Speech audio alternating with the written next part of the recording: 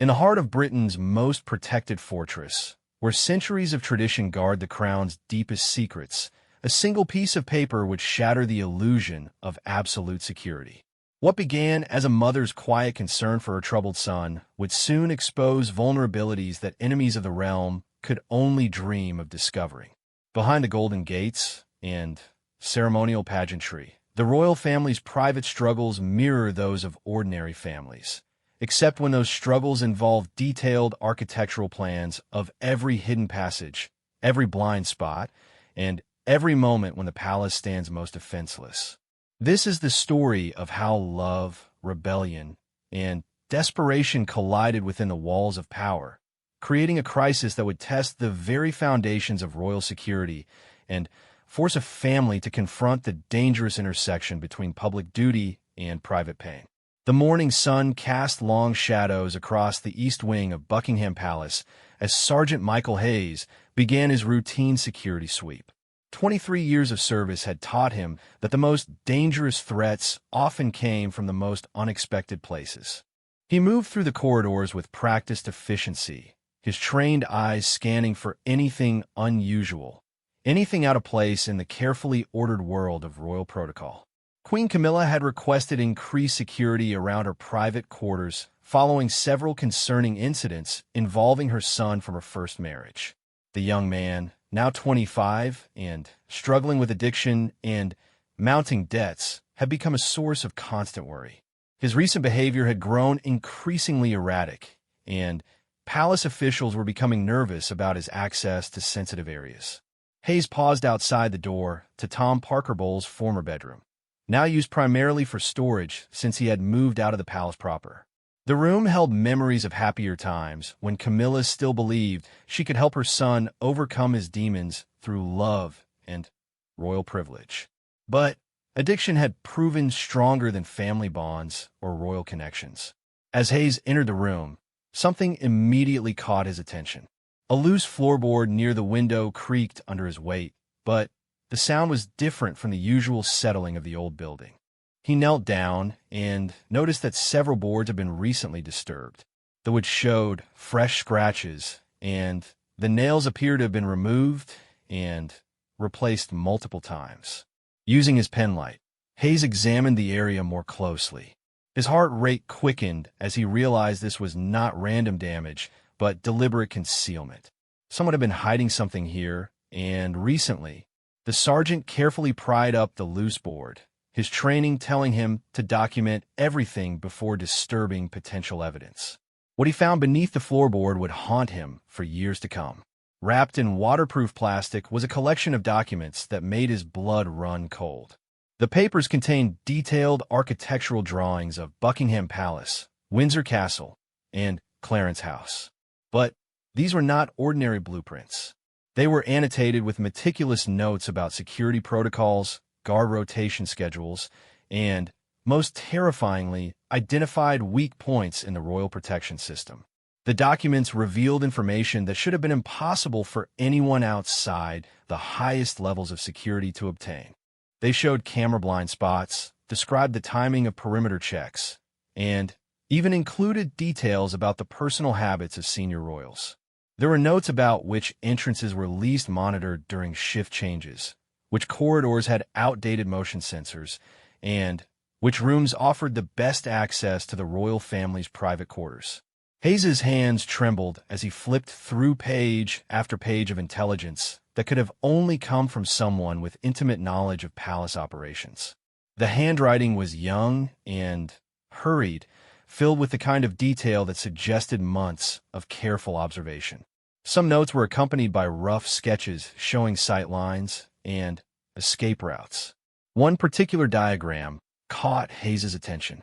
It showed the layout of the Queen's private dining room during family gatherings, complete with seating arrangements and the positioning of personal protection officers.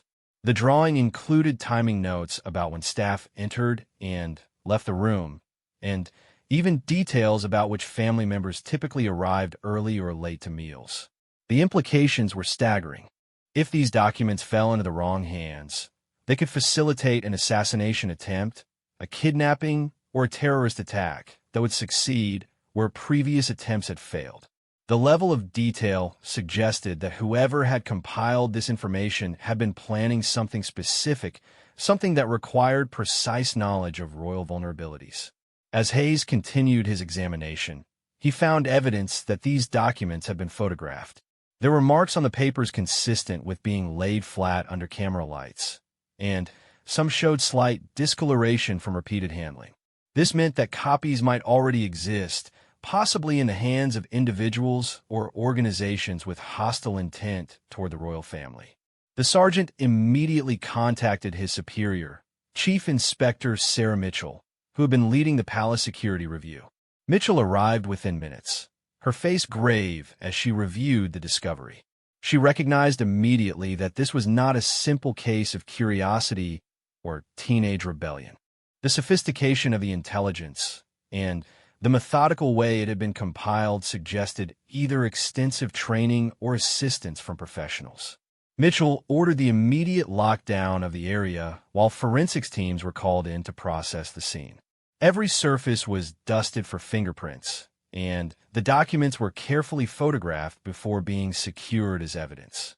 The investigation would need to determine not only who had compiled this information, but how they had obtained access to such sensitive details about royal security.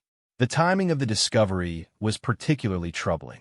Intelligence agencies had recently reported increased chatter among extremist groups about potential attacks on royal targets.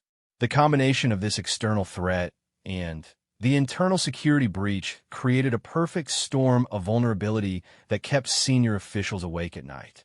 As news of the discovery spread through the highest levels of palace administration, the focus quickly turned to Tom Parker Bowles.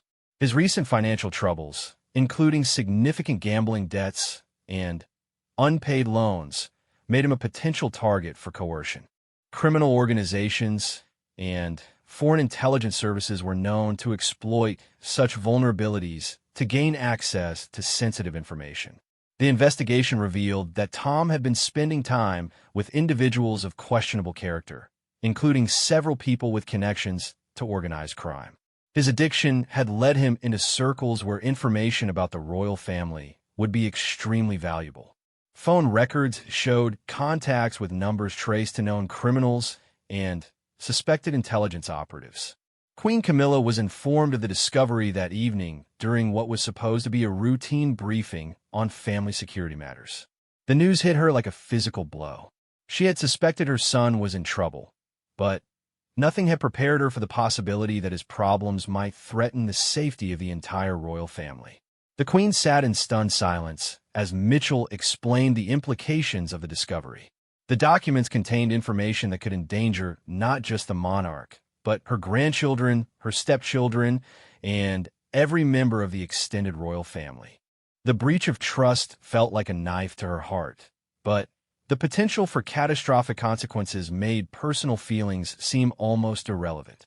Mitchell explained that the investigation was just beginning. They needed to determine exactly how the information had been gathered, whether copies existed elsewhere, and, most importantly, whether any of the intelligence had already been passed to hostile parties.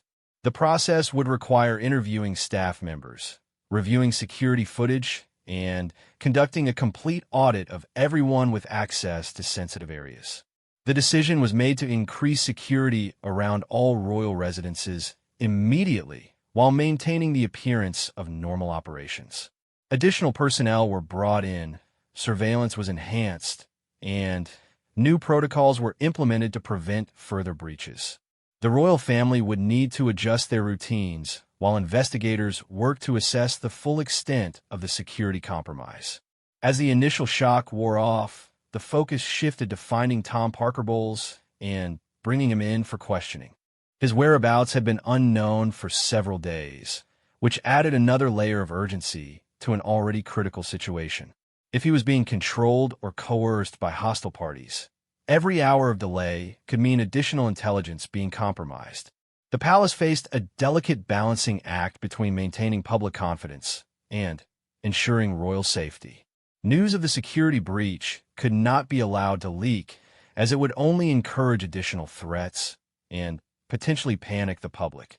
At the same time, law enforcement agencies needed to be prepared for the possibility that the compromised information might be used in an imminent attack.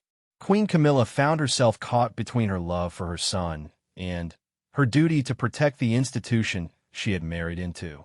The discovery of the hidden documents forced her to confront the painful reality that her attempts to help Tom might have inadvertently contributed to a security crisis that threatened everything the royal family represented.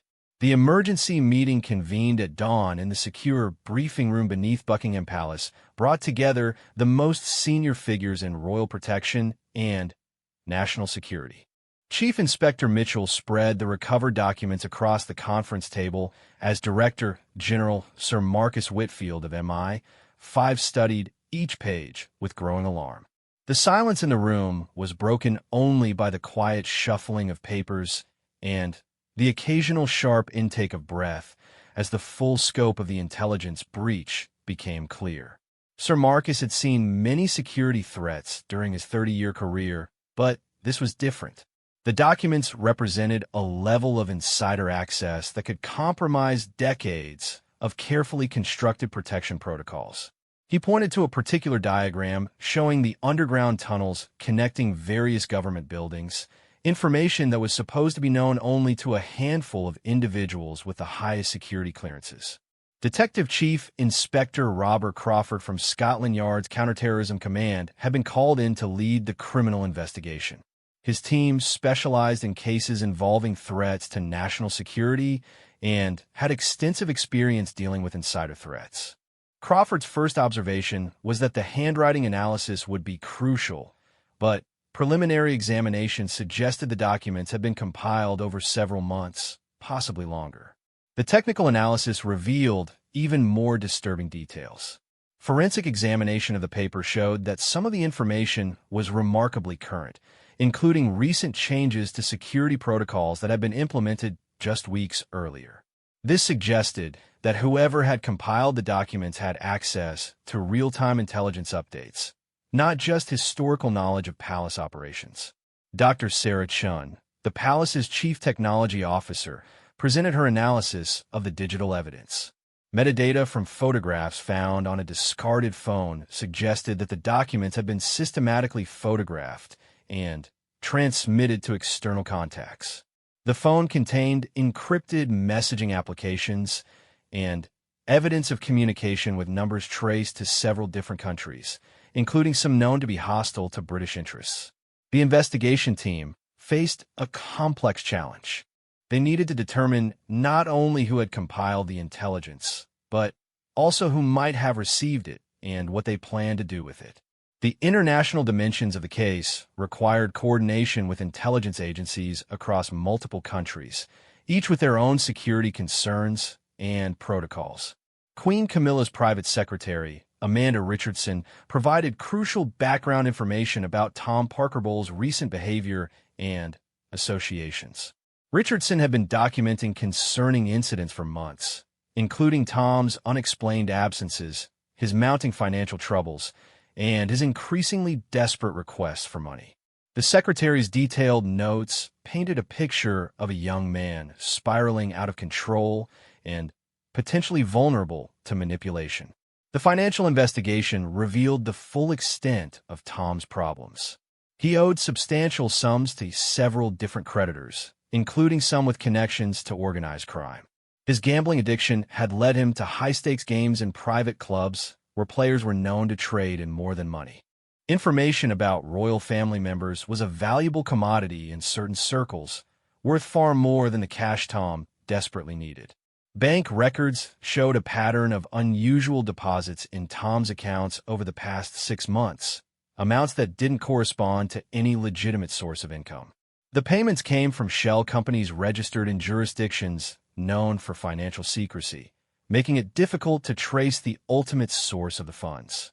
However, the timing of these deposits coincided with several significant royal events, suggesting payment for specific intelligence.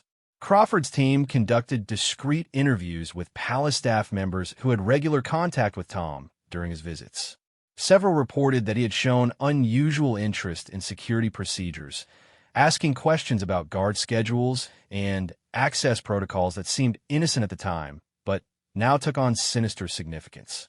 One housekeeper remembered finding Tom in areas where he had no legitimate reason to be, always with plausible explanations that seemed reasonable until viewed in the context of the discovered documents. The technical investigation revealed that Tom had used various methods to gather intelligence without detection. Small recording devices have been found in several locations throughout the palace, some so sophisticated that they had evaded routine security sweeps. The devices were of military grade, suggesting that Tom had received training or assistance from professionals with access to advanced surveillance equipment. Analysis of security camera footage from the past year revealed a pattern of suspicious behavior that had gone unnoticed at the time. Tom could be seen entering restricted areas, photographing architectural details, and timing the movements of security personnel.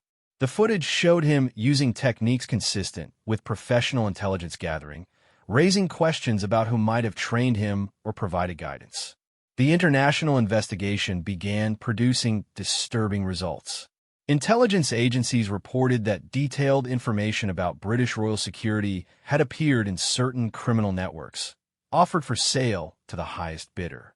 The information matched details from the documents found in Tom's hidden cache, confirming that at least some of the intelligence had already been compromised.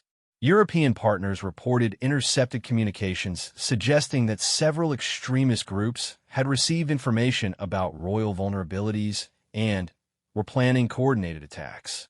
The details were vague, but the timing corresponded with recent royal public appearances, creating an immediate threat that required enhanced security measures across all royal residences and public events. The psychological profile of Tom Parker Bowles, developed by MI5's Behavioral Analysis Unit, painted a complex picture of a troubled individual caught between desperate circumstances and family loyalty. The analysts concluded that Tom's actions were likely motivated by financial desperation rather than ideological hostility, but warned that his psychological state made him unpredictable and potentially dangerous if cornered. Queen Camilla's emotional state became a significant concern as the investigation progressed. She was struggling with guilt over her failure to recognize the signs of her son's involvement in such serious criminal activity. Her private conversations with King Charles revealed the depth of her anguish as she grappled with the possibility that her love for her son might have blinded her to the threat he posed to the royal family. The media management aspect of the crisis required careful coordination between palace communications staff and national security agencies. News of the investigation could not be allowed to leak, as it would compromise ongoing operations and potentially endanger royal family members. However, preparations were made for various disclosure scenarios, including the possibility that the story might break before the investigation was complete.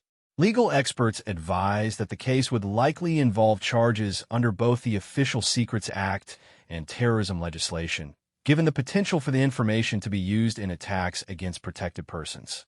The complexity of the case meant that prosecution would need to be carefully coordinated with ongoing security operations to avoid compromising sources and methods. The search for Tom Parker Bowles intensified as evidence mounted that he might be planning to flee the country. Immigration authorities were alerted to watch for his attempted departure, while international law enforcement agencies were briefed on the case.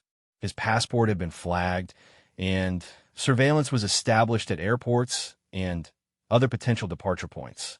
The investigation revealed that Tom had been in contact with several foreign nationals whose backgrounds raised serious security concerns.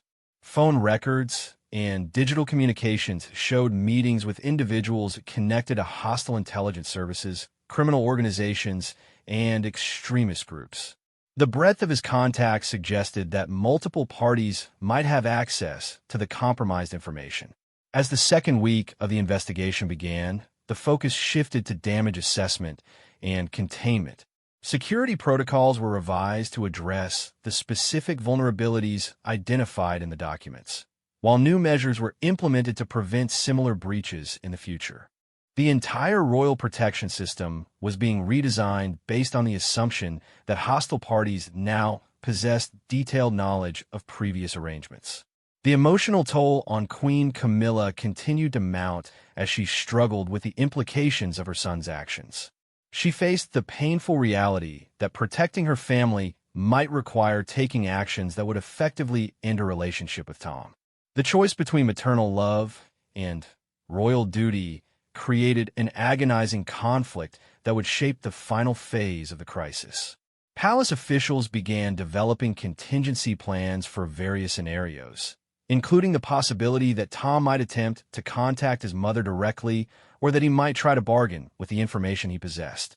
Security around Queen Camilla was increased, and her movements were restricted to ensure that she could not be used as leverage in any negotiation attempts.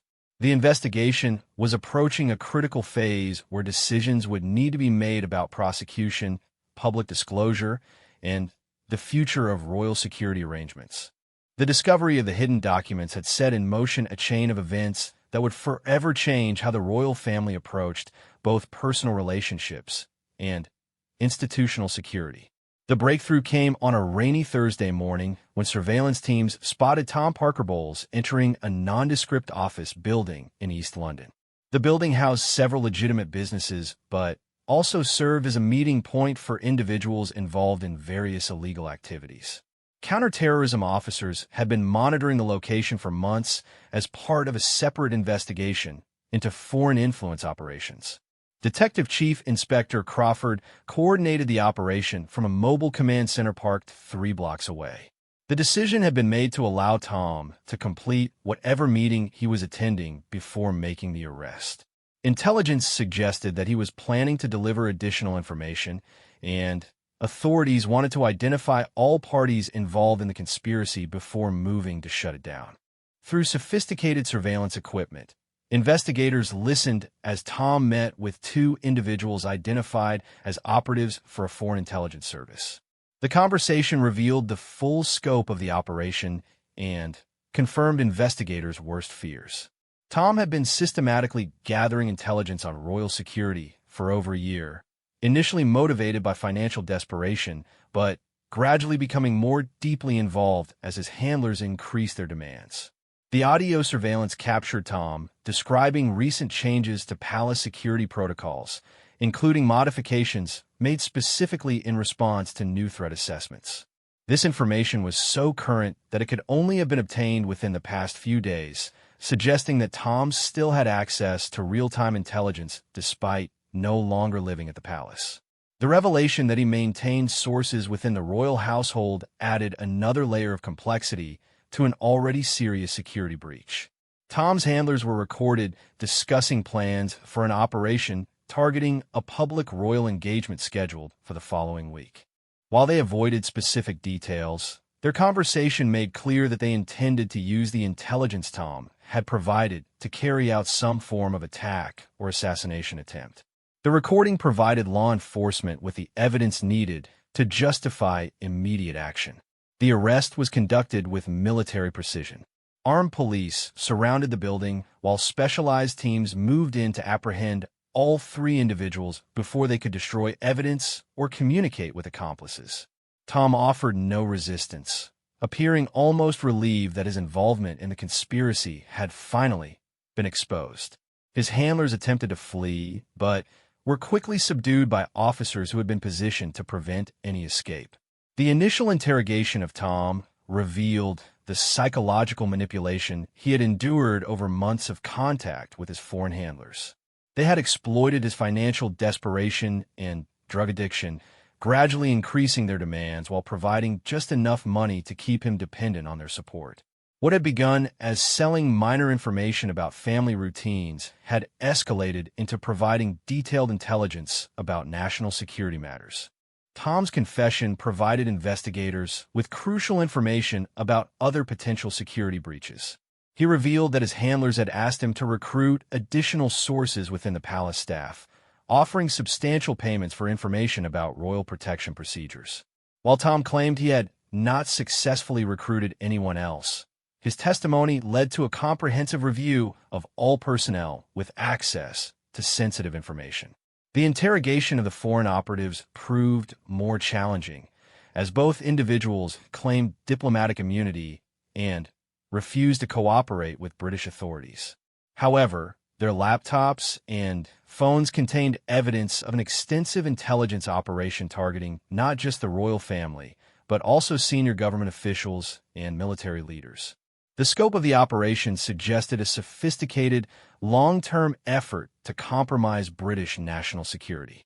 Queen Camilla was informed of her son's arrest during a private meeting with King Charles and senior security officials. The news that Tom had been planning to facilitate an attack on a royal family member left her devastated, but also strangely relieved. The uncertainty and fear that had dominated recent weeks were finally replaced by the harsh clarity of confirmed betrayal. The Queen's initial reaction was to request permission to see her son, but security officials advised against any contact until the full extent of his cooperation with foreign intelligence had been determined. The possibility that Tom might attempt to manipulate his mother's emotions to gain some advantage in his legal situation made any meeting potentially dangerous for both personal and security reasons. The legal proceedings began immediately, with Tom facing charges under the Official Secrets Act, terrorism legislation, and several other serious criminal statutes. His cooperation with the investigation earned him some consideration from prosecutors, but the severity of his crimes and the potential consequences of his actions meant that a substantial prison sentence was inevitable. The foreign operatives were declared persona non grata and expelled from the United Kingdom within 48 hours of their arrest. Their diplomatic status prevented criminal prosecution, but their expulsion sent a clear message to hostile intelligence services about the consequences of targeting British royal security. The incident prompted a broader review of diplomatic immunity protections and their potential for abuse. The security review that followed the arrest resulted in the most comprehensive overhaul of royal protection in decades. New protocols were established for vetting family members and associates, while technology was upgraded to detect and prevent unauthorized surveillance. The entire system was redesigned based on the assumption that detailed knowledge of previous arrangements might be in hostile hands. The psychological impact on the royal family extended far beyond immediate security concerns. The betrayal by someone so close to the family called into question the trust that formed the foundation of royal household operations.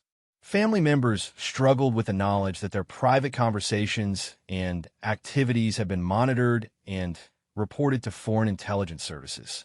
Queen Camilla faced the most difficult decision of her royal career when prosecutors offered Tom a reduced sentence in exchange for continued cooperation with ongoing security investigations. Supporting the plea agreement would help protect national security, but would also mean accepting that her son would spend years in prison. The choice between maternal instinct and royal duty created an agonizing conflict that would affect her for years to come. The media management challenges proved almost as complex as the security issues. News of the investigation eventually leaked, but Palace communication staff had prepared carefully crafted statements that acknowledged the incident while minimizing details that could compromise ongoing security operations. The public response was a mixture of shock, sympathy for Queen Camilla, and renewed concern about royal security. Tom's sentencing hearing became a focal point for discussions about the vulnerabilities created by modern royal family structures. Legal experts debated whether traditional approaches to royal security were adequate for an era when family members might have complex personal relationships and financial pressures that could be exploited by hostile parties. The judge's sentencing remarks reflected the seriousness of Tom's crimes, while acknowledging the personal circumstances that had contributed to his cooperation with foreign intelligence. He received a 12-year prison sentence with a possibility of parole after 8 years, contingent on continued cooperation with security authorities. The sentence sent a clear message about the consequences of betraying royal security while recognizing the psychological manipulation Tom had endured. Queen Camilla's first public appearance after the sentencing was carefully orchestrated to project confidence and continuity despite the personal tragedy she had endured. Her speech to a charity event included subtle references to the importance of family while emphasizing the primacy of duty and service to the nation. The audience's standing ovation reflected public sympathy for her situation and respect for her handling of the crisis. The international implications of the case led to enhanced cooperation between British intelligence services and their counterparts in allied nations. The incident demonstrated how hostile intelligence services were adapting their tactics to exploit the personal vulnerabilities of individuals with access to sensitive information. New protocols were developed for sharing information about such threats and coordinating responses. The long-term security changes implemented after the investigation created a new normal for royal family operations. Advanced screening procedures were established for all family members and their associates, while new technology was deployed to monitor for signs of unauthorized intelligence gathering.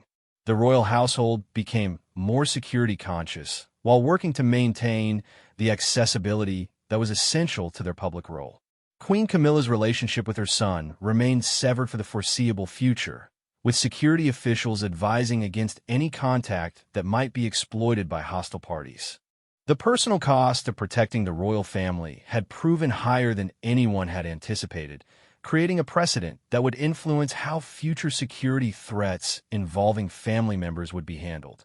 The case became a watershed moment in royal security history, demonstrating both the vulnerabilities created by modern family structures and the resilience of institutions faced with insider threats. The lessons learned from Tom Parkerbull's betrayal would inform royal protection protocols for generations to come, ensuring that love and loyalty could never again be exploited to threaten the safety of the royal family. Years later, as Queen Camilla reflected on the events that had torn her family apart while strengthening the institution she served, she understood that some prices of duty could never be fully calculated in advance. The discovery of those hidden documents had changed everything, forcing choices between personal relationships and public responsibility that would echo through royal history as a reminder that even the strongest family bonds must sometimes yield to the greater good.